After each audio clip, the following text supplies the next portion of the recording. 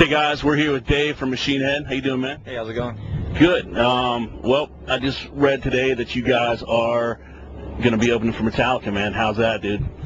Fucking insane. That's something that we probably like 5 years ago when we were doing the Through the Ashes album. We were talking and we were at a pretty low point in the band, and we thought, we literally said we need what we need. We need Metallica to take us on tour is what we need, and we've done a few shows with those guys. We did some this year over in Europe, and one last summer in Wembley Stadium with those guys, and it just turns out that they love what we're doing on the Blackening, and like actually listen to it and know the stuff, and are just digging what we're doing, and they're that band in the position where we're main support for those guys over here in arenas, and they don't need Machine Head, and they're just doing that because they have us on there because they're at a point where they can have whoever they want just to help people out and support whatever they want, and it's amazing to us. That Metallica's the band that most metal bands were, and you're growing up, that's your thing, and it's amazing just talking to those guys and hearing them just go, we love the Blackening, just shut up, it's like, god dang it, it's awesome, man. So is this going to be just for America? You're only going to do America, you're not going to do Europe with them? We're not sure. We like I said, we did some earlier this year with them, and it's a possibility that it's out there. We're just trying to figure out exactly what we're doing, and if Metallica really offers you stuff, that you don't really turn it down. Right. So yeah, we're waiting to hear about that, and right now we've got up till mid-February booked up for Machine Head, and we're just weighing out all the options of what we're going to do for the rest of the year after that. Cool. Now, when you guys were making the Blackening, did you have any idea that it was going to turn out like it did? I mean, you guys, every time I pick up a magazine, you guys are winning some kind of another award, and all the critics love it, the fans love it. Did you have any idea that was going to happen after this? You never know. I mean, like I said, we've been up here, we've been down here, and our darkest period coming out of that, we just made the decision to be completely free in everything that we do, and not cater to anything except what our fans expect from us and what we as fans of metal want to write. We know we're not gonna get played on the radio or commercial radio, and we know we're not gonna get played. Our video's not going to get played 20 times a day on MTV, and we're comfortable with that, and we're making music that is going to be word of mouth more than anything. So when we were writing it, we didn't know, but we knew we were having a blast doing what we were doing, and to us that's all that matters, and what people think of it is what people think of it. You can't really do anything about that, you know what I mean? Right. So, but yeah, we knew we had some good stuff, and we took a year to write the album, and we wanted to let the songs just come into their own, and so, winning album of the year and nominated for Grammys and all that stuff, that's just, it's unbelievable, man. Like, we seriously are, feel like we're the luckiest band in the world to have gone through all these ups and downs and come out of it now, and having this happen to us, and still doing what we're doing, and being on and up. It's unbelievable. Well, now at the end of it all, at the end of this tour, when you guys are you going to be doing any DVDs, like concerts of this whole tour?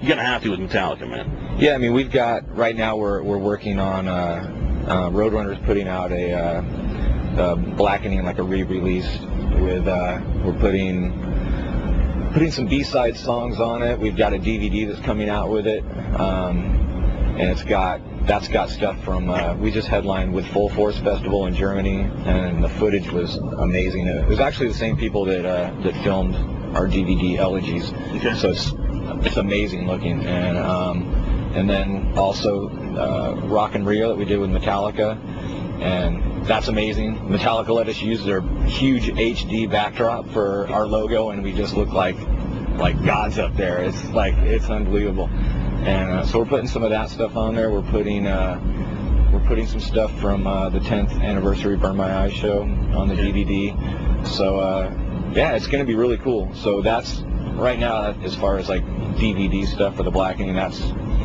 what we're doing. We don't really have any plans of doing a live DVD as of yet, but we're also still planning on being out on tour till 2010. So yeah, it's a long time, man. Yeah. So, but it's good. So you know. Well, when did metal first infect you, man? What's the first band that you just heard and said, Kiss. That's it, Kiss? That's it. What was it? Was it an album or song? Album. My sister used to lock me in her room and play Black Sabbath, the song Black Sabbath, and that album cover and the green chick on the front and the grainy picture. It used to scare the shit out of me so much that it just I must have loved it because you know, later on I was going through her albums and I came across Kiss Alive. And that was it, man. It was like, first it was like the image. I was like, what is this, you know? And it didn't scare me anymore. I was like, what is this? And I put it on, and I loved the music. And, you know, right around that time is when I started playing drums. So I wanted to be Peter Criss. The big drum set. Yeah. I mean, after that it was, you know, it was Rush and Judas Priest and, like, all that stuff. And then, when new wave of British heavy metal came out, when I was probably 15, bands like Iron Maiden, Angel Witch, Saxon, all these bands were coming out, and it blew me away, and some of my friends away, and we started a band because of that, and that was it from there, man. It's been like nothing but full on metal ever since. Cool. Yeah. Now, at the end of it, you said you're going to be on, what, till 2010, you said? Yeah. Are you guys going to be riding on the road for the next album? We don't really do that. We don't really write albums in the back of the bus or anything, but we'll all, me, Phil, and Rob, we're starting to get, you know, write riffs and everything, and I'm putting stuff down on my Mac, on my GarageBand thing, and putting the riffs down when I write them, and so I think by the time we get into the writing mode, we'll have a lot of riffs just to choose from and put stuff together, and so yeah, we'll see, you know. But when we get back, we'll definitely take another year to write. So it's going to be probably at least 2011 before New Machine Head, I would imagine. Okay. All right. Now, one of the questions that I always ask every band that I interview is just because of the answers that we get from it. And you're touring with one of my favorite bands, which is Under Oath. How do you feel about bands that put spirituality in their music? Or better term is, do you think God belongs in heavy metal? Do you think it should be kept out?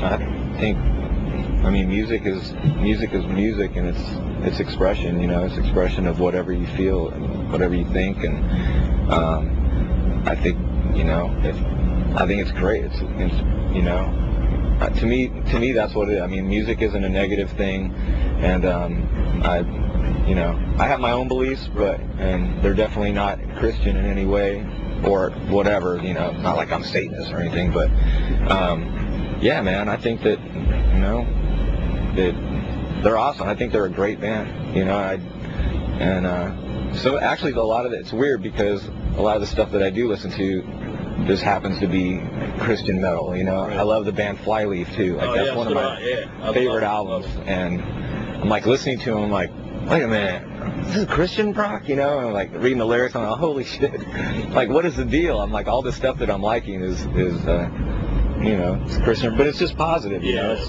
positive things. Well, they're making better music now, because when I grew up in the 80s, it was all, Stryper and Barren Cross, and not good. And it was all, you know, preachy stuff. So now they're actually, you know, good musicians putting it out. Well,